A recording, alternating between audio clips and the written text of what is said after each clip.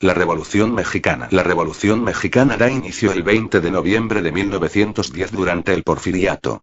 Desde 1876 el general Porfirio Díaz ejerció el poder de manera dictatorial. Dicha dictadura duró alrededor de 34 años, durante los cuales México experimentó un notable crecimiento económico y estabilidad política.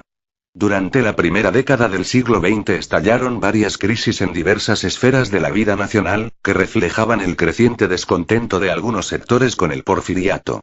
Cuando Díaz aseguró en una entrevista que se retiraría al finalizar su mandato sin buscar la reelección, la situación política comenzó a agitarse. La oposición al gobierno cobró relevancia ante la postura manifestada por Díaz. En ese contexto, Francisco I. Madero realizó diversas giras en el país con miras a formar un partido político que eligiera a sus candidatos en una asamblea nacional y compitiera en las elecciones. Díaz lanzó una nueva candidatura a la presidencia y Madero fue arrestado en San Luis Potosí por insurrección en contra del orden constitucional establecido. Durante su estancia en la cárcel se llevaron a cabo las elecciones que dieron el triunfo a Díaz. Madero logró escapar de la prisión estatal y huyó a los Estados Unidos. Desde San Antonio, Texas, proclamó el Plan de San Luis, que llamaba a tomar las armas contra el gobierno de Díaz el 20 de noviembre de 1910. El conflicto armado tuvo lugar en primera instancia al norte del país y posteriormente se expandió a otras partes del territorio nacional. Una vez que los sublevados ocuparon Ciudad Juárez, Chihuahua, Porfirio Díaz presentó su renuncia y se exilió en Francia. En 1911 se realizaron nuevas elecciones en las cuales resultó electo Madero.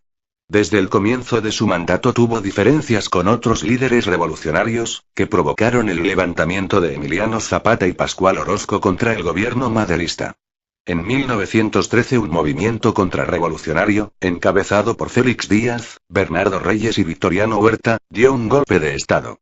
El levantamiento militar, conocido como Decena Trágica, terminó con el asesinato de Madero, su hermano Gustavo y el vicepresidente Pino Suárez. Huerta asumió la presidencia, lo que ocasionó la reacción de varios jefes revolucionarios como Venustiano Carranza y Francisco Villa. Tras poco más de un año de lucha, y después de la ocupación estadounidense de Veracruz, Huerta renunció a la presidencia y huyó del país. A partir de ese suceso se profundizaron las diferencias entre las facciones que habían luchado contra Huerta, lo que desencadenó nuevos conflictos. Carranza, jefe de la revolución de acuerdo con el Plan de Guadalupe, convocó a todas las fuerzas a la Convención de Aguascalientes para nombrar un líder único.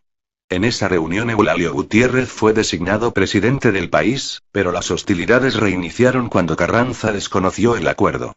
Después de derrotar a la convención, los constitucionalistas pudieron iniciar trabajos para la redacción de una nueva constitución y llevar a Carranza a la presidencia en 1917.